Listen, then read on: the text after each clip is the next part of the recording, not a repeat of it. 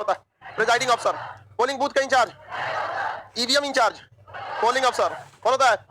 कितने पोलिंग अफसर? 3। I card कौन मिलाता है? PO1।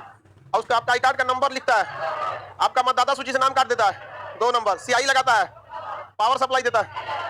सबसे देर काम तो 2 नंबर का तो दिया, समझ आ गया कि नहीं? कोनो ईवीएम गड़बड़ा गया तब सेक्टर मजिस्ट्रेट, ईवीएम गड़बड़ हो गया तो सेक्टर हो जाता है। कभी कभी कोई ईवीएम गड़बड़ हो गया तो उसे रिप्लेस करना होता है, तो सेक्टर मजिस्ट्रेट क्या करता है, जिस ईवीएम में गड़बड़ी हुआ है उसका सीरियल नंबर नोट करता है, ईवीएम मशीन का, मेमोरी यूनिट का और वीवीपैट का, तीनों गड़बड़ा गया, तीनों का नंबर नोट करता है। उसकी जगह पे कौन सा अलॉट हुआ वो लिखता है, कौन प्रिजाइडिंग अफसर को दिया गया, किस पोलिंग बूथ पर दिया गया, किस पोलिंग अफसर को दिया गया, और जो खराब हुआ है, खराब होने से पहले उसमें कितना वोट था ये भी तो मायने रखता है, तो उसको सील करके सेक्टर मजिस्ट्रेट रख लेता है। लास्ट जब वोटिंग खत्म हो जाती है तो पोलिंग अफसर, प्रिजाइडिंग अफसर बूथ से सारे ईवीएम मशीन को कहां ले जाते हैं? आरओ के पास, रिटर्निंग अफसर के पास। रिटर्निंग अफसर अपने सारे एरिया की ईवीएम मशीन को लेकर कहां जाता है? District magistrate.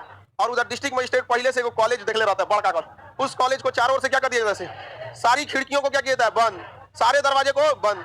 जाने का कितना रास्ता है? 1। और वहां पे बैठा रहेगा सब सीआरपीएफ वाला, और उसके अंदर रख दिया जाता है सीसीटीवी कैमरा लगा दिया जाता है, दरवाजे को सील कर दिया। और ऐसा नहीं होता है कमरों में जाइएगा तो ऐसे ईवीएम फेंकते रहिएगा, फर्श पर हर ईवीएम का नंबर होता है कि पोलिंग अफसर नंबर 1 का ये है। सबसे पहले कमरा बना रहेगा, अलग अलग कॉलेज में कमरे, सब कमरे में लिखा रहेगा ये रिटर्निंग अफसर, जैसे तुम्हारा नाम क्या है? शुभम, इसको रिटर्निंग अफसर बना दिया तो वहां लिखा रहेगा रिटर्निंग अफसर शुभम। इसके पास जितना बक्सा होगा ना उस कमरा में लेके घुसेगा, अब उसमें होगा उसके अंदर कितना कौन कौन बूथ था, तो बूथ का नंबर लिखा रहेगा, बूथ नंबर 1 2 3 4, तो जहां 1 है 2 है 3 है 4 है वहां बक्सवा लिखा रखना पड़ता है, तब आना पड़ता है। ईवीएम भी क्या रहता है? सील रहता है, ईवीएम भी सील रहता है। तो ये कोई कॉलेज है, ठीक है, इसमें साइड साइड में खूब ज्यादा खिड़कियां थी, कॉलेज में तो वैसे भी खिड़की की कमी नहीं रहती है, सबको क्या करेगा? सील कर देगा, सारा खिड़की कॉलेज का बंद। इसमें कमरा है, ये कमरे में अब सारे कमरे में अलग अलग जगह पे ईवीएम रखा हुआ है, अलग अलग कमरों में अलग अलग एरिया का ईवीएम रखा हुआ है, ठीक है। अब इसके अंदर क्या लगा दिया? सीसीटीवी कैमरा, हर एंट्रेंस पर सीसीटीवी कैमरा होना चाहिए। नियम ये होता है कि कोई भी आएगा उसको सीसीटीवी कैमरे में आना चाहिए, और अगर नहीं आएंगे तो अगर स्ट्रांग रूम में गड़बड़ी हुआ तो निर्वाचन आयोग आएगा, डीएम साहब को खोजेगा, कहाँ है जी, कौन पास कर दिया आपको, सस्पेंड कर दो जी, मुंह लटक जाएगा। समझ में आ गया कि नहीं आ गया? अब किसको दिया है ऊपर की जिम्मेदारी, चुनाव आयोग किसी को नहीं पता है, और घड़ियाल पकड़ने वाले को दे दिया तो पक्का डीएम साहब को सस्पेंड करेगा। बाद में कहेगा देखो डीएम साहब को सस्पेंड कर दिया। छोट मोट आदमी बड़ी तेज उड़ता है, समझ आ गया कि नहीं? तो ये हो गया। यहाँ पे किसको भर देगा? सीआरपीएफ वालों को, सीआरपीएफ पूरा का पूरा सीआरपीएफ अंदर भर देगा। और यहाँ पे भी बाहर मेन गेट पे कौन रहेगा? सीआरपीएफ, अंदर भी सीआरपीएफ बाहर भी सीआरपीएफ, और इधर या 2-4 को छुटपुट है बिहार पुलिस वाला घूमते रहेगा सब बाहर में, सड़क वड़क जाम कराने से छुड़वाने की में लाठी लेके बिहार पुलिस। अब यहाँ पे बैठा रहता है सबका पोलिंग एजेंट, सब बाहर बाहर टुकु टुकु देखता है, कोनो आया तो नहीं रही इसमें, रात भर पहरा देता है जब तक गिनती ना हो जाए, जब तक गिनती नहीं हो जाए। जिस दिन चुनाव खत्म होता है उसके 2 दिन बाद गिनती हो जाती है, 2 ही दिन लगता है, 1 दिन तो गिनती में लगता है। लेकिन आज कहीं चुनाव खत्म हुआ तो उस चुनाव को खत्म होने पे उसके ईवीएम को स्ट्रांग रूम में ले जाना, स्ट्रांग रूम में सील करना, स्ट्रांग रूम को अच्छा से बनाना, इसमें तो 2 दिन दीजिएगा ना। कई चरण में चुनाव होता है, एक के बार में पूरा यूपी अपना बिहार का तो हो नहीं जाएगा। यूपी में 7 चरण में हुआ चुनाव, समझ गया? आखिरी चुनाव 7 मार्च को था, रिजल्ट आ गया 10 मार्च को, समझ में गया? किसी को दिक्कत नहीं ना? अब इसमें गलती हम तो समझाए थे ना उस दिन। यहाँ देखो ये आपका कौन सा रूम? Strong room. कौन सा रूम? स्ट्रांग रूम, बहुत ही मजबूत रूम, ये स्ट्रांग रूम है। अब यहाँ पे पोलिंग बूथ है, इधर कोई दूसरे गांव का पोलिंग बूथ है, इधर है, इस सारे पोलिंग बूथ से क्या जाएगा? Strong room. यहाँ पता चल गया कि इस वाले पोलिंग बूथ पे हमारा वोट ज्यादा नहीं पड़ा है, इस ससुरा एक और गड़बड़ है, एक जगह पे एक दूसरा टॉक एंड रेडी रहेगा, समझ गया कि नहीं? कौन चीज रखल है, सब चीज अपने हिसाब से। अब ये सब जाएगा यहाँ पे स्ट्रांग रूम, ये स्ट्रांग रूम, ये हो जाएगा यहाँ से स्ट्रांग रूम से, अभी रास्ते में गायब हो जाएगा, ये चल गया स्ट्रांग रूम। बैठ गया तू तो अलग दुनिया में चल गया। डीएम को सस्पेंड कर दिया, तू कहाँ जाएगा? सस्पेंड कर दिया, 6 महीना घरे बैठल रहेंगे, पत्नी घर आएगी 4 बार, इधर उजियार बन रही है। तो इसका कारण सर नंबर प्लेट वगैरह नहीं मिला रहता, तुमको क्या लगता है अपने में ट्रक के ड्राइवर को दे दोगे ईवीएम चेंज करने के लिए? चलो मैं निकला गाड़ी लेके, पूरी नीचे से ऊपर तक मिली भगत होगी। अगर बड़े चीजों को किया जाता है, आपको क्या लगता है छोटा मोटा आदमी का काम होगा? बहुत हाई लेवल की चीजें हो सकती है, समझ में कि नहीं? लेकिन अगर यही दे दे कि हर पोलिंग बूथ से ही गाड़ी कहाँ जाएगी? स्ट्रांग। अच्छा ये बताइए स्ट्रांग रूम में पहले ही से रखा रहेगा तो समझ में कि नहीं? कहीं पे भी ईवीएम जो होता है गड़बड़ी वो स्ट्रांग रूम से ही होगा, अगर होगा तो। इसको और सुधार, हम ये नहीं करेंगे चोरी होती है, बट लोकतंत्र की ये खूबसूरती है, इसे बचा के रखना चाहिए, समझ में? इससे ओवरऑल हम जैसे लोग, जो आम जनता जिसको कोई काम नहीं है राजनीति से, वो पीस जाते हैं। और हमेशा याद रखिएगा, चाणक्य ने कहा था कि पढ़े लिखे लोग यदि सक्रिय नहीं होंगे तो अनपढ़ लोग पढ़े लिखे के ऊपर राज करेंगे। और हकीकत भी यही होता है। आपको अगर अपने बच्चे को, आपका भाई या आने वाले समय में आपके बाल बच्चे होंगे, अगर मैट्रिक पढ़ रहे हो ना, तो आप अपने क्षेत्र के विधायक को अपने बच्चे का होम ट्यूशन के लिए नहीं रखेंगे, इतना पढ़े लिखे लोग होते हैं। पढ़ाइएगा अपने लड़कन को, शायद और चौपट कर देगा उसको, घरे में घोटाला करना सिखा देगा। आगे बढ़े, तो इसकी जरूरत होनी चाहिए। जैसे लोकतंत्र जनता के लिए चुना हो, ईवीएम जो है या स्ट्रांग रूम, पहले सारे स्ट्रांग रूम को क्या करना चाहिए? सीसीटीवी कैमरे में रखना चाहिए। उस सीसीटीवी कैमरे को चुनाव आयोग की वेबसाइट पर लाइव दिखाना चाहिए कि कश्मीर से कन्याकुमारी तक का आदमी को हिंदुस्तान के जिस स्ट्रॉन्ग रूम को देखना है देख सके। वहां पर सिक्योरिटी तो रहती है, ऐसा थोड़ी है कि कोई सिक्योरिटी में लॉस हो जाएगा। चारों ओर सीआरपीएफ भर दीजिए ना यहाँ पर, अब कौन स्ट्रॉन्ग रूम को चुराने जाएगा? नहीं तो ना जाएगा, हम लोग जाएंगे। क्या मतलब बनता है ईवीएम से? हम लोग को ईवीएम मिल जाएगा तो कुछ रेडियो समझ के देखे मिल तो ईवीएम। आगे बढ़े तो यहाँ पहले से क्या होना चाहिए? पोलिंग एजेंट को इसके साथ भेजना चाहिए, कहाँ आया कहाँ नहीं, और भी सुधार की जरूरत है। जो वही कर सकता है जो वहां पे चुनाव में जीत कर बैठा हुआ है। अब जो जीत के बैठा हुआ है उसको क्या मतलब है सुधार होना चाहिए कि नहीं होना चाहिए? उसके लिए तो सुधार नहीं हो तो अच्छा नहीं, समझे? चलो अब आगे देखते हैं राजनीतिक पद। गिनते टाइम कहां से चोरी हो जाएगा? नहीं, ऐसा कुछ नहीं होता है। सब तुम लोग, अरे वो वाला में होता था, बैलेट पेपर में होता था, इसमें नहीं होता है। इसमें तो डिजिटल होता है। तराजू में जो होता था टंटी मारने वाला, वो लड़का डिजिटल तराजू में कौन सी टंटी मारेगा? इस तुम लोग का कोई उपाय नहीं। क्या? अरे ये सब अब चुनाव के मशीन की चीजें हैं सब। आगे देखो, सब समझा दिए थे ना। वीवीपैट कितना कौन नंबर का चल रहा है? M3 की M4? M3 चलता है। ये हो गया आपका मशीन, ये है मेमोरी यूनिट, इसी में रिकॉर्ड होता है। अभी गधा को कह रहा है कि सर इसमें चोरी कैसे हो जाता है? इसमें कौन जो बटन दाबेगा गिनती कर देगा। कभी कभी टेक्निकल फॉल्ट से हैंग हो जाता है तो सारे पोलिंग एजेंट और वो जहां रहते हैं लोग सबको दिखा के दोबारा इसे रीस्टार्ट किया जाता है, दोबारा काउंटिंग होती है। मशीनें हैं, कभी गड़बड़ हो गया तो क्या हो गया? वो गड़बड़ थोड़ी हो जाता है। धांधली कहां हो जाता है? जैसे बिहार में क्या हुआ था? बिहार में पोस्टल बैलेट था। पोस्टल बैलेट क्या होता है कि जो पुलिस वाले ड्यूटी कर रहे हैं वो बेचारे क्या करेंगे चुनाव के समय? क्योंकि चुनाव आयोग ना ड्यूटी फेंकता है ट्रांसफर अलग अलग टाइप का। जैसे पटना के डीएम है, ठीक है, अभी कौन है? चंद्रशेखर सिंह। अगर चुनाव आ गया ना दिन को उठा के भेज देगा सीतामढ़ी। किसी भी डीएम किसी भी एसपी को अपने जगह पे चुनाव आयोग रहने नहीं देता, क्योंकि उसको पता है कि मुख्यमंत्री अपने हिसाब से सेट किया होगा। समझा कि नहीं? तो आवते चुनाव आयोग आचार संहिता लगाएगा, मुख्यमंत्री साहब को साइड करेगा। चलिए निकलिए यहाँ पे। मुख्यमंत्री देखेंगे जनता ने हमको वोट दिया, सारा पावर मेरा, ने कहां से यूपीएससी करके आया, हमरे को साइड कर दिया यहाँ पर। समझा कि नहीं गया? और वो आते सबसे पहले ट्रांसफर करके इधर उधर छीट देगा। ऐसा ना खरमंडल मचाता है ना कि DM SP police commissioner DSP दरोगा सब कुछ उठा पटक कर देता है। शिक्षा, अब मान के चलिए कोई टीचर है मुजफ्फरपुर का, उसको पोलिंग अफसर बना के भेज देगा भागलपुर, जा वहां उसका कोई नहीं मिलेगा, इस टाइप का कर देता है। आपके चुनाव आयोग की इसकी उसकी पूरी जिम्मेदारी होती है। अब उन लोगों से पोस्टल बैलेट मंगा लिया जाता है कि वो लोग चिट्ठी में लिखकर, उसका चिट्ठी अपने से नहीं आता कि मैं अपने प्रिय मुखिया जी को वोट देना चाहता हूं, ऐसा नहीं होता। उसका एक पूरा फॉर्म आता है, उसमें अपना नाम एड्रेस आईडी नंबर ये वो सब चीज भर दिया जाता है और किसको मतदान देना चाहते हैं उसमें करके अब पोस्टल बैलेट के थ्रू चुनाव आयोग को भेज दिया जाता है। जैसे भेजिएगा चुनाव आयोग को, डिस्ट्रिक्ट मजिस्ट्रेट आपके पोस्टल बैलेट को भी स्ट्रॉन्ग रूम में क्या करता है? रखवा देता है। बिहार में क्या गड़बड़ी हुआ था कि पोस्टल बैलेट जो था वह सबसे बाद में गिनती किया गया, जबकि सबसे ज्यादा टाइम किसमें लगता है? पोस्टल बैलेट में। अब पोस्टल बैलेट में टाइम ज्यादा लगता है। अब जब गिनती हुआ तो ऐसे कई ऐसे विधायक थे जो जीते हैं, कोई 10 वोट से जीता है, कोई 40 वोट से जीता है, कोई 50 वोट से जीता है। अब बताइए जो जीत गया है उसको तो डर है, जो 10 वोट से जीता है 10 वोट से जीते हैं। हकीकत में वो 10 वोट से नहीं जीता है, वो जीता 5 वोट से, क्योंकि 10 में से 5 को हटाइए तो बराबर हो जाएगा। आपको दिखता है कि कोई 10 वोट से जीता है, अगर 10 में से कितना करिए 5 दूसरे को दिए तो क्या हो जाएगा? बराबर। अब जो 10 वोट से जीता है उसको तो एकदम धक धक धक धक धक होगा, अरे बाप रे क्या हो गया। अब वो चाहेगा कभी कि पोस्टल बैलेट की गिनती हो, वो तो जीत गया है, 1 वोट से जीतो चाहे 10 वोट से जीतो। अब वो खरमंडल मचा के, बिहार में उस समय कोरोना चल रहा था, रिटर्निंग अफसर का दबाव बना दिया सब कि शाम 6 हो गया है, कोरोना प्रोटोकॉल है, काम खत्म, पोस्टल बैलेट की गिनती नहीं होगी। बिहार में पोस्टल बैलेट की गिनती नहीं। लगभग 50 ऐसे विधायक बिहार में जीते हैं जिनको 100 vote 150 vote 3 vote 5 vote 20 vote ऐसे जीते हैं। समझा के गिरेगा? तो ये धांधली नहीं कहिए, ये वो जो हारने वाले की बेवकूफी कीजिए कि ओकरा पहले रिटर्निंग अफसर पे दबाव बना के पोस्टल बैलेट की गिनती करा देना चाहिए। ओकरा में टाइम लगता है, ये में कौन चीज है? बटन दाब दिया गिन दिया। यहाँ पर नहीं समझ में आया तो भाई बेवकूफ बने रहेंगे तो क्या होगा? आगे बढ़ते हैं। सर मशीन में 3600 वोट आता है, ये कितना वोट स्टोर कर सकती है? 3600। उसके बाद भर जाता है तो ये बता देता है कि हमारा क्या हो गया, भर गया है। ज्यादा वोट नहीं रखता, जानते क्या है? क्योंकि देखिए आखिर क्यों 3600 वोट रखता है? चाहता तो इसी एक के मशीनों में 10,000 वोट रख सकता, लेकिन अगर गलती से एक को ईवीएम खराब होता तो कितना वोट जाता? 10,000। अगर एक को कोई गड़बड़ी करता तो कितना जाता? 10,000। अगर आपको 10,000 ईवीएम गड़बड़ करना है तो आपको कम से कम 4 ईवीएम मशीन को हटाना पड़ेगा। मेहनत हो गया कि नहीं हो गया? इसलिए जानबूझ के पता चला एक ईवीएम मशीन में एक वोट जाएगा, कुल जरूरत नहीं, कितना ज्यादा ले आना पड़ेगा, समझ में आ रहा है? तो बहुत अच्छा से काम किया। 3600 वोट रखा है, अगर 3600 भर गया तो पोलिंग अफसर जो है प्रिजाइडिंग अफसर को बुलाएगा, साइन करेगा, कहेगा दूसरा दीजिए, इसको सील कर दिया जाएगा, इसके जगह पे क्या लगा देगा? दूसरा लगा देगा। अच्छा काम किया कि नहीं? अब ये काम हमेशा ठीक काम किया, ज्यादा वाला नहीं रखना चाहिए। जैसे 2000 का नोट महाबेवकूफी है, गड़बड़ हुआ तो 2000 गया, चोरी हुआ तो 2000 गया, 500 में गड़बड़ हुआ 500 गया, कोनो नकली दे दिया तो 500 का लॉस हुआ, कोनो फटा हुआ चला दिया तो हो गया। फटा नोट भी चला देता है ना, हम लोग तो दूल्हा को दे देते थे। हाँ न्योता वाला बहुत अच्छा होता है, कह दूसरा दो, और जो लिखता है सब ना वो दूल्हा थोड़े होता है, किसी आदमी को पकड़ के लिखवा देगा, ना चलता दूसरा दो, दुल्हन उल्हन को मुंह दिखाई दे देना चाहिए सब। जहां नोट में दिक्कत है ना, हाँ बबनी कितना सुंदर है ये सब परंपराएं जो चलाई गई थी, आपको क्या लग रहा है कि मुंह दिखाई के लिए दुल्हन को कमी है? नहीं, वो फटा चिटा नोट चलाने के लिए ही बनाया गया था। नहीं समझा?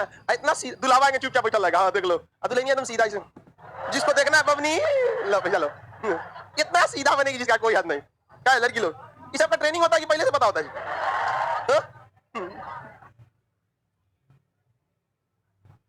ट्रेनिंग ना होता है, दूसरा का देख देख के, अच्छा वो ऐसे की थी, अच्छा वो 40 डिग्री झुकाई थी, हम 60 डिग्री झुका देंगे। कोने कहा यार हम कम है 90 डिग्री तू देंगे घटिया इसलिए गधा 180 को मारा है। बोल तेज बोल नहीं सुने तुम वही बोल रहा वही खत्म हो जा रहा है। रुक छोड़ अंतर क्या है बैठ जाओ। यूपीएससी और बीपीएससी में इनको अंतर पूछना है। राज्य प्रशासनिक अधिकारी बीपीएससी से जाता है या स्टेट बिहार गवर्नमेंट से या स्टेट गवर्नमेंट से जाता है और वो यूपीएससी या सेंट्रल गवर्नमेंट से जाता है। नहीं पढ़ाए हैं अरे ओकरे कहा जाता है राज्य प्रशासनिक अधिकारी। तो बीपीएससी वाले से क्या झाड़ू मरवाइएगा उसी को ना कहते हैं प्रशासनिक अधिकारी। और यूपीएससी से जो जाता है वही तो प्रशासनिक अधिकारी होता है कि कर्मचारी बनेगा। एसएससी से जाएगा तो क्या बनेगा कर्मचारी। प्रशासनिक अधिकारी केंद्रीय प्रशासनिक अधिकारी यूपीएससी और राज्य प्रशासनिक अधिकारी बीपीएससी। अब इसमें नहीं पढ़ाए अंतर चले बकलोल कहीं का एक कुछ ना मिलने वाला है। अब आगे चलते हैं चुनाव क्या बताना था जी आगे। चुनाव आयोग तो समझाई दिए निर्वाचन का नियंत्रण समझा दिया ना। अब आम चुनाव मध्यवर्ती चुनाव उपचुनाव प्रॉक्सी मतदान ये सब समझा देना। देखिए पोस्टल बैलेट समझ में आ गया कि नहीं आ गया। जो सेना में ड्यूटी कर रहे हैं फौजी वो किस तरह से वोट देते हैं पोस्टल बैलेट। जो पुलिस वालों की ड्यूटी है वो पोस्टल। जो रिटर्निंग ऑफिसर बना है तो यार वो भी तो कहीं ना कहीं उसको भी तो वोट डालना था कि नहीं था तो वो भी क्या दे सकता है पोस्टल बैलेट। पोस्टल बैलेट में एक वो ससुरा झमेला है वो अलग से उसकी गिनती की जाती है समझ में आ गई। तो उसके जगह पे एक नई व्यवस्था लाई गई है प्रॉक्सी मतदान। क्या मतदान प्रॉक्सी। प्रॉक्सी अटेंडेंस देखें प्रॉक्सी अटेंडेंस आप लोग सीबीएसई पहले आप लोग जब मैट्रिक से नीचे पढ़े होंगे तो स्कूल में ना अटेंडेंस बोला जाता था रजिस्टर में। और दो तरह से रजिस्टर होता था। शुरुआत में 1 महीना आपका नाम लेके बुलाया जाता था। Roll number 40 Suresh Kumar roll number 41 Mukesh ऐसे करके तो आप बोलते हैं यस सर यस सर। अब बाद में जब सबको रोल नंबर याद हो जाता होगा तो क्या बोला जाता है रोल नंबर चलो अटेंडेंस बना roll number 1 yes sir 2 yes sir. उसी में कोनो हम लोग का दोस्त नहीं आता था ना तो फोन कर देता था भाई प्रॉक्सी मार दियो तो बोले रोल नंबर 40 यस सर और सच गायब है वो गायब आदमी मार देता था उसका जो यहाँ पे इसी को कहते हैं प्रॉक्सी अटेंडेंस। क्या कहते हैं प्रॉक्सी अटेंडेंस। हाँ ये कौन जालिम स्कूल में पढ़ता था जी कौन स्कूल में पढ़ा है तुम जेल में पढ़ा है क्या। कह रहा है कि सर हमारे स्कूल में अटेंडेंस होने के बाद टीचर गिनते थे कि कितने लोग का प्रेजेंट है और उसके बाद क्लासों में गिन लेते थे। अरे बाप रे बाप बहुत खतरनाक स्कूल में है ऐसा जेल में गिनती होता है तो खिचड़ी के लिए गिनती ओहो ओ तब हम कहें कि इतना जिम्मेदारी कहां से आ गया। चलो बाबा ध्यान से समझो एप्लीकेशन लॉगिंग नहीं हो रहा वो एक्चुअली ओटीपी खत्म हो गया था उस पर 1 लाख रिचार्ज हो चुका है अब कोई दिक्कत नहीं होगा। आगे बढ़े चलिए अब ध्यान दीजिए यहाँ पर जो प्रॉक्सी वोट होती है वो भी पोस्टल बैलेट की जगह पे होता है। जैसे हम मान लीजिए कि कहीं वोटिंग डालने गए हमारे बाएं निशान पे यहाँ पे क्या लग जाएगा स्याही लग जाएगा और हमारे पिताजी कहीं ड्यूटी पे है मान लीजिए किसी ऐसे ड्यूटी पे है जो नहीं आ सकते तो उसका एक प्रोसेस होता है वो चुनाव आयोग के वेबसाइट पे बताएंगे कि वो किसको प्रॉक्सी बना सकते हैं। तो अपने ब्लड रिलेशन में किसी को प्रॉक्सी बना सकते हैं तो वो हमको क्या बना देंगे प्रॉक्सी वोट क्या ताकि हम उनके बदले में जा सके। तो प्रॉक्सी वोट वाला इसे किधर लगा देगा इधर में तो हम जाएंगे वहां तो कह गए पकड़ो सीआरपीएफ वाला देखो दूसरा वोट मारने आया तो उसको प्रॉक्सी वाला दिखाएंगे मार मत दियो देखिए आप प्रॉक्सी देने आया है दूसरे की जगह पे समझ कि नहीं आएगा। प्रॉक्सी में समस्या ये आसानी तो है कि तुरंत आपका वोट किसमें चढ़ जाता है ईवीएम पे। अब लेकिन प्रॉक्सी में समस्या ये है कि आप प्रॉक्सी जिसको बताए हैं क्या पता वो आपके हिसाब से वोट मारेगा कि नहीं मारेगा समझ कि नहीं। अब हमारे पिताजी ने हमको प्रॉक्सी मतदाता बना दिया और भेज दिए और अब हमको इस बात की तो कोई गारंटी नहीं है कि जिसको उन्होंने कहा है कि बाबू इन्हीं को वोट दिया हम उन्हीं को देंगे क्योंकि उनका एक जनरेशन अलग है और हम लोग का जनरेशन अलग है। गाँव का बुढ़ा बुजुर्ग को देखिएगा वो बेचारा 40 साल से एक पार्टी को वोट मारते आ रहा है समझ में कि नहीं आ गया। और मतदान सब आजकल का यंग जनरेशन है आप इस सारे मिथ को तोड़िएगा आप लोग समझ में गया। और लड़की लोग आप लोग भी एक सर्वे के अनुसार महिलाएं जो होती हैं अपने मन से वोटे नहीं देती हैं। अगर कोई बेचारी शादीशुदा है तो हस्बैंड जहां बोल दिया वो मार दी शादीशुदा नहीं है तो गार्जियन जहां बोल दिया वोट मार दी। आप लोग का दिमाग नहीं है। हाँ। कोई कहे देखिए दुनिया कभी भी किसी भी इंसान का दिल नहीं देखिए जुबान देखती है। कहे कि इसको मारना जी एकदम मार देंगे इन्हें क्यों लड़ जाए मार देंगे वही मार देंगे। ईवीएम मशीनों में किसको पता है अच्छा इसको बोले थे कफन छाप में ना डायनासोर छाप मार दिया क्या कोई कुछ भी बोले आपको अपने हिसाब से क्या करना है वोटिंग डाल। और याद रखिएगा नेता कभी 2 लोगों का काम नहीं करते हैं एक स्टूडेंट्स का और एक महिलाओं का वरना आप लोग की स्थिति को सुधार कब का कर दिया रहते हैं। मेरे पे जब एफआईआर हुआ था हम कई नेताओं से मिले थे हम कहा आप लोग स्टूडेंट की बात क्यों नहीं करते हैं। उन्होंने कहा कि स्टूडेंट वोट कब देता है सब लोग फिल्म देखता है सब वोट के दिन हम काहे लिए सुनेंगे। तो आप सब लोग अपने वोट में जाएंगे और एहसास दिलाइएगा कि हम वोट डालने नहीं आए हैं हिला के रख देंगे अकेले पूरे लोकतंत्र में क्योंकि जिधर युवा चलता है इतिहास उधर घूम जाता है। तो इस सब चीज में उन सबको भी एहसास दिलाइएगा। वो नोकिया का मोबाइल हो के आप एंड्रॉइड वालों को टक्कर दे रहे हैं सब समझ में आएगा कि ये 21वीं सदी का एक ही सिद्धांत पढ़े लिखे पे अनपढ़ का कोई राज नहीं होने देंगे। आइए आप इस गुलामी की बेड़ियों को काट दीजिए। अगर आपके पैरों में बेड़ियां लगी हुई हैं तो उन बेड़ियों को काट दीजिए और अगर वो बेड़ियां नहीं कट पा रही है अपने पैर काट दीजिए लंगड़ा के चलिए लेकिन आजाद होकर चलिए। इसलिए इस सब चीजों से एकदम दूर रहिए। आपके जाति का नेता का वोट दीजिए। आप जीजा नहीं चुन रहे हैं नेता चुन रहे हैं। जाति बाहर में गया समझा गया। जाति देखकर जीजा चुना जाता है नेता नहीं। जो काम करे उसको दीजिए। यहाँ पर ये सब बेवकूफी वाला काम नहीं कीजिए। और महिलाएं लोग अपने हिसाब से दीजिए। पिताजी का काम है आपको समझाना, संस्कार देना, पिताजी की बात अलग है। आप अपने हिसाब से देखिए। लोकतंत्र में ये आपका अधिकार है, आपके गार्जियन का अधिकार नहीं है। और ये अचानक नहीं होगा। आने वाले 10 साल 12 साल में नेताओं को एहसास हो जाएगा कि ना महिलाएं अब अपने मन से वोट देती। समझ में कि नहीं? जैसे बिहार में दारू बंद है, अब कोई शराब पीने वाला है, वो कह देगा नीतीश इनका वोट मत दिए, महिला जाके उन्हीं को दे दे, जब पी के तुम हमें मारेगा। समझ में कि नहीं आ गया? तो अपने हिसाब से देखना चाहिए। प्रॉक्सी मतदान की अच्छाइयां बताएं हम आपको कि ये डायरेक्ट वोटिंग किसमें चली जाती है, ईवीएम। बट खराबी भी यही है कि आप कंफर्म नहीं है कि जिसको बोले उसी के हिसाब से मार सके। हालांकि देखिएगा भारत में ये परंपरा है कि वोट जो होता है ना, एक परिवार का एक के पार्टी के पास जाता है। शायद ही होता है कि दूसरे को जाएगा। हमारे यहाँ पे गड़बड़ हो जाता था। हम कुछ और मारते थे, पिताजी कुछ और मारेंगे, दादा कुछ और मारेंगे। अब महिलाएं लोग चुपचाप देखेंगी। मम्मी पूछेंगी पापा से किसको वोट डाल दे, दादी पूछेंगी दादा से किसको वोट डाल दे। अब दादा जिसको बोलते दादी वोट डाल के चलिए, पापा जिसको बोले मम्मी वोट डाल के चलिए। और हम थोड़ा अपने हिसाब से वोट डालते थे। हमको इस सबसे कोई मतलब नहीं है कि किसको वोट डालें किसको नहीं। हमको जो सही लगता था उसको वोट डाल देते थे। समझ में आ गया कि नहीं आ गया? कोई दिक्कत? प्रॉक्सी मतदान समझ में आ गया? अब चुनाव की प्रक्रिया समझिए। मतदान हम आपको सब बता दिए, ईवीएम मशीन वगैरह। एक होता है आम चुनाव, आम चुनाव। दूसरा होता है मध्यवर्ती चुनाव, और एक होता है आपका उपचुनाव। हाँ? पंचायत चुनाव में हर जगह प्रॉक्सी नहीं सक्सेस है, और ना ही हर जगह उसका अवेलेबल है। भारत में एक ऐसा गड़बड़ बात है, आप नहीं सोचेंगे तो दंग रह जाएंगे। हमारी अर्थव्यवस्था में बहुत बड़ा योगदान 55 से 60 लाख लोग देते हैं जो विदेशों में काम कर रहे होते हैं। और ये लोकतंत्र के जो ये रखवाले नेता हैं, आज तक इनसे यह कानून नहीं बन पाया कि वो बेचारे जो अर्थव्यवस्था में जी जान लगा के योगदान दे रहे हैं, अपना खून पसीना लगा के सऊदी अरब, कभी गल्फ कंट्री, अमेरिका, यूरोप में कमा रहे हैं, और दिन रात एक करके भारत में पैसा भेज रहे हैं, वो अपना मतदान भी भेज सकते हैं कि नहीं भेज सकते? हद है भैया, तुम लोग क्या करके रखा है आप। हर देश में हमारा एम्बेसी है कि नहीं, दूतावास है कि नहीं? तो दूतावास में एगो चुनाव आयोग का अधिकारी भेज दीजिए, एक तो पोलिंग एजेंट भेज दीजिए। नहीं समझ आ गया? पोलिंग अफसर भेजिए, रिटर्निंग अफसर भेजिए। हर देश में एक तो भेजिए दूतावास में, और वो लोग अपना पोस्टल बैलेट कहाँ भेजे? दूतावास में। और दूतावास का काम है कि वो पोस्टल बैलेट को रिटर्निंग अफसर के साथ बैठा के कहाँ ले आए, इंडिया में। क्या उनका अधिकार नहीं है? बताओ मित्रों, उनको मिलना चाहिए कि नहीं मिलना चाहिए? लेकिन नहीं देंगे। बाबू तुम हमेशा निगेटिव कैसे सोचते हो? हवे में बदल जाएगा, मतलब जो बोल दिए वही हो जाता है। मतलब तुम्हारे हिसाब से तुम जो बोलोगे वही होगा। इनका कहना शर्मा तो अपने हिसाब से मार देगा, तब ऐसा ना होता है जितना तुम सोच रहे हो। समझ आए ना? तनी अपने मन से तनी चाहे तुमको जितना आसान लगता है करप्शन है, कभी एकदम तुम एसबीआई बैंक में जाके अपना पासबुक प्रिंट करा के आना। तुम्हारा अपना अकाउंट, अपना पासबुक 4 को सुना के भेजेगा, शांत हो जाओगे। ईवीएम का पोस्टल बैलेट बदलवा रहे हैं, हम बकलोल रहता है सर। देखिए, आम चुनाव जो होता है, कॉमन इलेक्शन, ये 5 सालों पर होता है। कितने सालों पर होता है? 5 सालों। जैसे आप अगर लोकसभा की बात करते हैं तो 2019 में हुआ था, अब 2024 में होगा। 2014 में नरेंद्र मोदी प्रधानमंत्री बने, दोबारा 2019 में बने, दोबारा 2024 में बनेंगे। समझ में आ गया कि नहीं आ गया? नरेंद्र मोदी के चुनाव जीतने के पीछे उनकी अपनी योग्यता से ज्यादा विपक्ष का कमजोर होना है। क्योंकि हर इंसान जब देखता है ये नहीं तो कौन तो लाजब टाइप का फीलिंग आता है। समझ में आया? आगे बढ़े। और वो लोग थोड़ा सा सोशल मीडिया पे ज्यादा एक्टिव रहते हैं। अब कौन बनेगा लोकतंत्र में हमारे बस पे थोड़ी रखा है। 2014 में बने, ये 5-5 साल पे हो रहा है कि नहीं हो रहा? बिहार में बात करिएगा विधानसभा की तो 2010 में, 2015 में इलेक्शन हुआ, 2020 में हुआ, अब कब होगा? 2025 में। ये होता है आपका कॉमन इलेक्शन। क्या होता है? Common election.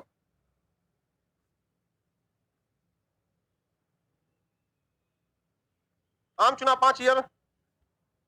देखो बहुत ध्यान से, आम चुनाव समझ में आ गया? आपको पता है सरकार बनाने के लिए आपको पूर्व बहुमत चाहिए। अगर बहुमत नहीं है तो आपकी सरकार नहीं चल सकती है। बहुमत मतलब 1 सेकंड, हाफ सीट आपके पास होना चाहिए। लोकसभा में टोटल सीटें कितनी है? 545। इसका आधा यानी 243 सीटें आपको, 273 आपको होना चाहिए। बिहार में अगर बात करेंगे तो बिहार में 243 विधानसभा है, 123 होना चाहिए। कितना होना चाहिए? 123 है ना? 123 होना चाहिए। अगर बिहार 122 है तो 22 का 44 हो जाएगा ना? 22 होगा। तो बताइए, अगर बिहार में आम चुनाव हुआ और किसी भी पार्टी को 122 सीटें नहीं आई तो चुनाव क्या पूरी 5 साल चल पाएगा? या लोकसभा में 545 का इलेक्शन हो गया और अकेले कोई पार्टी या गठबंधन करके 243 नहीं ला पाई और बीच में ही अविश्वास प्रस्ताव आ गया तो छोड़ना पड़ेगा कि नहीं छोड़ना? और कितने दिन के अंदर चुनाव कराना होता है? पढ़ा दिए आपको। अविश्वास प्रस्ताव पारित होने के बाद लोकसभा या विधानसभा भंग हो जाती है और कितने महीने में चुनाव कराना है? 6 महीने के अंदर। और वही जो 6 महीने के अंदर चुनाव हो जाता है, एक बार चुनाव संपन्न होने के बाद लोकसभा या राज्यसभा भंग होने के, लोकसभा या विधानसभा भंग होने के बाद जो दोबारा चुनाव होता है उसी टर्म के लिए उसे क्या कहते हैं? मध्यवर्ती चुनाव। जब भी मध्यवर्ती चुनाव होगा तो राज्य में राष्ट्रपति शासन लगना फिक्स है। सरकार गिरेगी तो क्या लगेगा? राष्ट्रपति शासन। और वहां पे क्या चालू होगा? मध्यवर्ती चुनाव। किसी को दिक्कत है? अटल बिहारी वाजपेयी की सरकार गिर गई थी, कौन सा चुनाव होगा? मध्यवर्ती चुनाव। जब भी किसी की सरकार गिरेगी तो कौन सा चुनाव होगा? मध्यवर्ती चुनाव। और सरकार पूरे 5 साल चल गई तो आम चुनाव। समझ में आ गया? अब एक होता है उपचुनाव, बाई इलेक्शन। उपचुनाव क्या होता है कि जैसे लोकसभा है, लोकसभा में कितनी सीटें? 545। उसमें किसी एक की मृत्यु हो गई या किसी एक ने त्यागपत्र दे दिया या किसी एक पर अयोग्य करार कर उसे बाहर निकाल दिया गया, तो 1 सीटें या 2 सीटें खाली हो गई, तो क्या उस खाली सीटों को खाली ही रहने दीजिएगा? खाली नहीं रहने दीजिएगा। तो उस एक दो सीटों को भरने के लिए जो इलेक्शन कराया जाता है उसे क्या कहते हैं? उपचुनाव। क्या कहेंगे? उपचुनाव। अब ये लोकसभा का इलेक्शन कब हुआ था बाबू? 2019 में। और 2000 फिर कब होगा? 24 में। किसमें होगा? 2024 में। किसी को दिक्कत? अब इसमें किसी व्यक्ति की मृत्यु हो गई तो उनके जगह पे क्या कराना होता है? उपचुनाव। जैसे स्वर्गीय रामविलास पासवान केंद्रीय मंत्री थे और उनका निधन बीच में ही हो गया। तो बिहार का किस्मत अजब है, इतना बढ़िया मंत्री बने थे और हालांकि उनकी मरने की आयु नहीं थी, यंग थे अभी, मतलब यंग तो नहीं कहेंगे लेकिन मृत्यु की उनकी आयु नहीं थी वहां पर, और उनकी 545 में आकस्मिक क्या हो गई? मृत्यु हो गई। तो उनके जगह पे क्या हुआ था? उपचुनाव हुआ। क्या हो गया? उपचुनाव। अब ये बताइए कि किसी सांसद की मृत्यु 2022 में होती है तो उपचुनाव 6 महीने के अंदर कराया जाएगा, तो उसका चुनाव भी कब होगा? 6 महीने में। अब ये बताइए, अब ये यहां से 5 साल के लिए होगा कि बचे हुए कार्यकाल के लिए?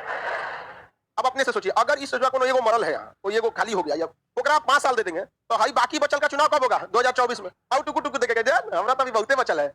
अच्छा बात है ये, तो जब बहुत ज्यादा में से किसी एक का चुनाव होता है तो इसे पूरा अलग से कार्यकाल नहीं दिया जाता है बल्कि पूरे भीड़ में शामिल करा दिया। लेकिन अगर किसी एक का चुनाव जैसे राष्ट्रपति, उपराष्ट्रपति, तो पूरे 5 साल के लिए। समझ में आ गया? अच्छा बताइए, मध्यवर्ती चुनाव बचे हुए कार्यकाल के लिए कि पूरे 5 साल के? पूरे 5 साल। पूरे ग्रुप का हो रहा है मध्यवर्ती चुनाव। मध्यवर्ती चुनाव किसमें होता है? पूरे ग्रुप में। तो जब पूरे सिस्टम का चुनाव होने लगे तो कितने साल के लिए? आगे बढ़े। अरे गधा कहीं का, इको है समझ में नहीं आ रहा कौन सा आर्टिकल चल रहा है। तुम ये बताओ जो पढ़ा रहे हो उसको समझ में आ रहा है ना? आर्टिकल के पीछे पढ़ा, अभी आर्टिकल कोई नहीं बता रहे, अभी चुनाव आयोग बता रहे हैं। ये सब चीजें अलग से लिखी रहती हैं इलेक्शन कमीशन की बुक में, वो आर्टिकल से आपसे कोई मतलब नहीं रहता है उसका। एक से एक घोंचू जाता है। कभी कभी तो मन करता है दांते काट लेता उसे खींच कर। लाइव में कैसे काटेंगे? मतलब डॉक्टर के पास इलाज कराता है तो सीटी स्कैन या फिर अपना एमआरआई कराएगा, सर डॉक्टर पागल हो जाएगा, तुम्हारा दिमाग का क्या है, एक ही इलाज है, कैंसर के पास जाओ। जितना छाटल रहेगा सब कहाँ चलेगा? कैंसर के पास। एकदम कुछ दिन में देखिएगा, गारंटी कर अपना अपना भैंस ले आएगा सब पढ़ाने, सारी भैंसिया को भी पढ़ा दीजिए, किसी का बात नहीं सुन रहे। समझ में? देखो इस बकुला को चिंता है कि सर बस में अटेगी कैसे मतलब इसका पूरा प्लानिंग है, उसको चिंता इस बात का सर बस में भैंसिया अटेगी कैसे लाने का सोच रहेगा। पिकअप पे लाद के ले आना, हॉल नंबर 5 में बैठेगा, सीढ़ी बने हॉल नंबर 5 में बैठेगा। आगे बढ़ जाए, किसी को दिक्कत नहीं? उपचुनाव समझ आ गया, मध्यवर्ती चुनाव आ गया, किसी को दिक्कत नहीं? 2024 में लोकसभा का जो चुनाव होगा वो कौन सा होगा? आम चुनाव। 2025 में बिहार का जो इलेक्शन होगा वो आम चुनाव होगा। अभी बिहार में मुजफ्फरपुर के पास एक जगह है बोचहा, बताइए वहां कौन सा होगा?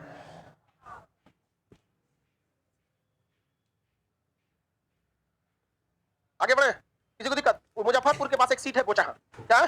बोचहा सीट विधानसभा। वहां पे एक विधायक थे मुसाफिर पासवान, उनकी निधन हो गया, मुसाफिर पासवान जी का निधन हो गया। अब उनका जो खाली सीट है तो अकेले वो सरकार थोड़ी गिराई थी कि मध्यवर्ती चुनाव होगा, अपनी सीट खाली हुई तो उनके जगह पे क्या होगा? उपचुनाव। और ये उपचुनाव बिहार में पूरा राजनीतिक उथल पुथल करके रख दिया है, एक सीट के चक्कर में पूरा राजनीति का उथल पुथल हो गया। लड़की लोग को समझ में आ रहा है उथल पुथल मतलब? तुम लोग लड़की रे, अरे गधा, सभी सबको कुछ पता नहीं है सब। आगे बढ़ जाते हैं। अब एक होता है ना चुनाव के बीच में मतदान को वापस बुला लेना, उस इसमें नहीं दिया क्या? दिया हुआ है प्रत्यावर्तन चुनाव। प्रत्यावर्तन चुनाव में क्या होता है कि जैसे हम किसी को वोट डालते हैं अगले 5 साल तक शासन करने के लिए, उसी तरह से बीच में हम ये भी वोट डाल सकते हैं कि ये किसी काम लायक नहीं है, इन्हें वापस बुला लिया जाए। तो ये भारत में अभी लागू नहीं है, ये मध्य प्रदेश में थोड़े बहुत पंचायती क्षेत्र पर लागू है कि मुखिया को वापस बुला सकते हैं, प्रत्यावर्तन रिट्रीटिंग कर सकते हैं। क्या कर सकते हैं? Retreating election. कौन सा इलेक्शन? रिट्रीटिंग इलेक्शन, कि भैया तुम काम ठीक से नहीं कर रहे हो, वापस आओ। चुनाव आयोग ने एक झुंझुना थमा दिया, नोटा। क्या थमा दिया? नोटा। बल्कि चुनाव आयोग को खुद से टारगेट फिक्स कर देना चाहिए कि हर विधायक और हर सांसद का यह टारगेट है कि 5 साल में इसको करना है, और अगर आप नहीं कर पाते हैं तो आप ऑटोमेटिक अगले चुनाव के लिए अयोग्य हो जाते हैं। नहीं समझ में आया क्या मतलब बनता है? अब एक ठोको हम ऐसा देखें, एक आदमी थे वो कह रहे थे हमसे, जानते हैं खान साहब 6 बार से विधायक है। हम कह रहे भाई साहब 25 साल से विधानसभा में, अब उन्हीं के विधानसभा में हम इस एरिया के 6 बार से क्या है? विधायक है। 5 बार से, 5 बार की 6 बार बोला, मतलब समझ रहे कितने लंबे समय से, और उस एरिया में कोई काम नहीं हुआ। आसान से कह रहे थे कि 5 बार की 6 बार से विधायक है। हम कहते तो किए कौन चीज है? तो सब हमको उनका आदमी दाब रहा था ऐसे पहुंच के, मालिक से ऐसे कैसे बोल दिया? हम मालिक तोरो होंगे रे यार, मालिक से तोरो लोग मालिक मालिक बोल के तो जगह को चौपट किया। और बोलना चाहिए 25 साल से यहाँ शासन कर रहे हैं, आप क्या कर रहे हैं यहाँ पर? सड़क टेटार है, कोई बढ़िया विद्यालय नहीं है, हॉस्पिटल नाम का कोई चीज नहीं है। हम उनसे पूछे कि बहुत बढ़िया है, आप तो 25 साल से कर रहे हैं, बढ़िया आपके क्षेत्र का हॉस्पिटल कौन सा है? बताओ सामुदायिक हॉस्पिटल। हमको उसका करिया चौपट हो गए वहां पे। बाद में हमको दावा सब ये सब की महाराज बवाल हो जाएगा, इन्हीं के क्षेत्र में है यहाँ पे। तो हम कहें इनके क्षेत्र कौन चीज? 1947 में देश आजाद हो गया, सब हमारे क्षेत्र, कश्मीर से कन्याकुमारी तक, इसमें दूसरे का क्षेत्र क्या होता है? नहीं समझ आएगा। बस काम करिए, काम से मतलब रखिए। आप यहाँ पढ़ने आए हैं, हम आपको शिक्षा देने हैं, शिक्षा नहीं देंगे तो किसी काम के हम? तो वैसे आपने वोट दिया है काम कराने के लिए, काम नहीं करेंगे तो इज्जत भी नहीं मिलेगा। समझ क्या? भगवान थोड़े हो, हमारा मन्नत मान पूरा करो चाहे मत पूरा करो, इज्जत बराबर मिलेगा। होता है कि नहीं? आगे बढ़ जाए तो बताइए, प्रत्यावर्तन चुनाव समझ में आ गया? प्रत्यावर्तन चुनाव केवल किस क्षेत्र में है? मध्य प्रदेश के ग्रामीण क्षेत्र। क्या है? ग्रामीण क्षेत्र। अब इसमें इलेक्शन में इतना तो समझ में आ गया। अब बात आती है कि कौन सी पार्टी को क्षेत्रीय पार्टी कहते हैं और किस पार्टी को राष्ट्रीय पार्टी कहते हैं। क्षेत्रीय पार्टी में क्या फायदा क्या लॉस है, राष्ट्रीय पार्टी में क्या फायदा और क्या लॉस है, और आपको अगर अपनी पार्टी बनानी है तो उसके लिए भी क्या नियम कानून है उसको भी हम लोग समझते हैं। समझ में आ गया कि नहीं आ गया? कोई भी आदमी पार्टी बना सकता है, आप लोग भी पार्टी बना सकती हैं, नहीं बना सकती हैं? कौन पार्टी बनाइएगा लोग? लड़का सब अपना बना रहा है, कौन चुजवा पार्टी? लड़की लोग अपना भी बताओ कोई पार्टी उठी, सास बहू पार्टी। कोई भी पार्टी बनाना बना सकती है। चलिए अब यहां ध्यान समझते हैं। कोई भी पार्टी को क्षेत्रीय पार्टी यानी रीजनल पार्टी का दर्जा, जब किसी पार्टी को रीजनल पार्टी का दर्जा दिया जाता है तो वो अपने ही राज्य में उसकी बातों को सुना जाता है, बाहर में उसकी सुरक्षा, उसकी वैल्यू सब का सब क्या हो जाता है, कम हो जाता है। जबकि अगर आप राष्ट्रीय पार्टी के हैं और किसी राष्ट्रीय पार्टी के विधायक हैं तो पूरे हिंदुस्तान के एयरपोर्ट पर, रेलवे स्टेशन पर, हॉस्पिटल्स में एक प्रोटोकॉल होता है कि विधायक या सांसद से कैसे बात करना है, क्योंकि ये लोग यमराज के दाहिना हाथ चित्रगुप्त हैं। समझ में आ गया कि नहीं आ गया? तो कहीं पे भी जाएंगे, अब आप किसी क्षेत्रीय पार्टी के हैं तो उसी राज्य में आपका वैल्यू है, लेकिन अगर राष्ट्रीय पार्टी के हैं और चले गए बेंगलोर एयरपोर्ट पर, तो वहाँ एयरपोर्ट पर एक अधिकारी रहता है, आपको कर्टसी के लिए खड़ा रहता है गेट पर, गुड मॉर्निंग सर आइए यहाँ पे, बाकी लोग रहेंगे लाइन में, बाहर जो ना तू सर हॉस्पिटल जा रहा है, भगा विधायक जी आए तो मर जाएगा तो भगा दो उसको, बाकी को कोई वैल्यू नहीं, इनको लेके चलिए। तो राष्ट्रीय पार्टी और क्षेत्रीय पार्टी में बहुत सारा क्या है, अंतर होता है। क्षेत्रीय पार्टी बनने के लिए आपको कुछ भी नहीं चाहिए, जिस स्टेट में आप क्षेत्रीय पार्टी हैं उस स्टेट में आप क्या करिए, विधानसभा में 2 सीट लाइए। कितना सीट लाइए? या फिर उस राज्य के विधानसभा में 3% क्या लाइए, सीट लाइए। कोई भी सीट या तो परसेंटेज में हो सकता है या तो फिर संख्या में हो सकता है। जैसे बिहार में कितना सीट है, 243। अब अगर आप इसमें से 2 सीट लाते हैं तो भी ठीक है, नहीं तो इसका 3% लाएंगे तो भी ठीक। 2 सीट या 3% सीट, 2 सीट या कितना परसेंट सीट, 3% सीट, या उस विधानसभा में डाले गए वोट का कितना परसेंट वोट, 8% वोट। कितना परसेंट? 8%। 80 लिख दिया है गलती से, कितना परसेंट होगा, 8%। 80% वोट मिल जाएगा तो चुनाव जीत जाएगा। 80% वोटिंग नहीं होता है। मशरूम उसको गलती से क्या लिख दिया, 80%। ये बताओ बाबू, एक और चीज जोड़ना पड़ेगा, 8% होगा। यहां देखो बाबू, सब लोग ध्यान से समझो, किसी भी जगह में राज्य में विधानसभा ज्यादा मतलब कार्यरत रहती है, तो विधानसभा में कुल कितने सीटें, 2 सीट, या विधानसभा के कुल सीटों का कितना प्रतिशत, 3%। 3% से तो ज्यादा अच्छा है, 2 सीट लगी, नहीं समझा? नहीं तो बहुत ज्यादा हो जाएगा। यहां पर जहां सीट कम है वहां 3% सक्सेस हो जाएगा। जैसे गोवा में कितना है, 40 सीटें हैं, तो 40 में से 2 बुलाने, उसे अच्छा कितना परसेंट लगे, 3%। यहां मेरी ओर ध्यान दीजिए, ये तो रहा राज्य में विधानसभा में, विधानसभा का इलेक्शन हुआ, उसमें या तो 2 सीट ले दीजिए या 3% सीट लाइए या 1 सीट मत लाइए, आपको हर जगह कुछ कुछ तो वोट मिलेगा ना। वो टोटल डाले गए वोट का अगर कितना परसेंट हो गया, 8%। लेकिन आप बताओ बाबू, राज्य में भी तो लोकसभा का इलेक्शन होता है। जैसे 2024 में लोकसभा का इलेक्शन होगा तो बिहार से भी तो कितने सीट जाएंगे, 40, उत्तर प्रदेश से 80, दिल्ली से 7, तो अलग अलग राज्यों में भी होता है। उस राज्य में भी क्षेत्रीय पार्टी चुनाव लड़ती है कि नहीं लड़ती है? अब उस राज्य में जब क्षेत्रीय पार्टी चुनाव लड़ती है तो वहां लोकसभा का भी इलेक्शन होता है, तो लोकसभा में कुल डाले गए वोट, जैसे 2024 में उत्तर प्रदेश या फिर बिहार में जो इलेक्शन होगा, उस इलेक्शन में लोकसभा में जितना वोट मिलेगा उस वोट का कितना परसेंट, 6%। कितना परसेंट? 6%। 6% वोट अगर मिल गया तो वो कौन सी पार्टी है, क्षेत्रीय पार्टी है, लोकल पार्टी। क्षेत्रीय पार्टी या लोकल पार्टी है, कैसी पार्टी है, लोकल पार्टी। समझ में आ गया कि नहीं? लोकल पार्टी की कितनी शर्तें, 4। पहले 3 शर्तें उसी राज्य से रिलेटेड है। विधानसभा में कितनी सीटें, 2। हाँ 2। कितने परसेंट सीट, 3। विधानसभा के इलेक्शन में कितना परसेंट वोट, 8%, या उस राज्य में लोकसभा के कुल वोट का 6%। समझा गया कि नहीं गया? अगर यह है तो आप कौन सी पार्टी है, क्षेत्रीय। जब आप क्षेत्रीय पार्टी हो जाते हैं तो उस क्षेत्रीय पार्टी के जितने अध्यक्ष होते हैं, जैसे राष्ट्रीय अध्यक्ष, प्रदेश अध्यक्ष, महासचिव, बड़े बड़े जो पद होते हैं, उनको बिहार सरकार की पुलिस के इलीट कमांडो, बिहार पुलिस का दरोगा क्या देता है, सिक्योरिटी देता है। क्या देगा, सिक्योरिटी। लेकिन अगर ये राष्ट्रीय पार्टी हो गई तो ब्लैक कमांडो। समझ में आ गया कि नहीं? राष्ट्रीय पार्टी हो गया तो ब्लैक कमांडो, अब वो पूरा तैस में घूमेगा सब, यमराज। समझ में आ गया कि नहीं आ गया? आगे बढ़े। ये हो गया क्षेत्रीय पार्टी। ये वाला आपके मटेरियल में 80 लिख दिया है, उसको 8 बना दीजिए। ये मटेरियल में लिखा ही नहीं है तो इसको लिख दीजिए।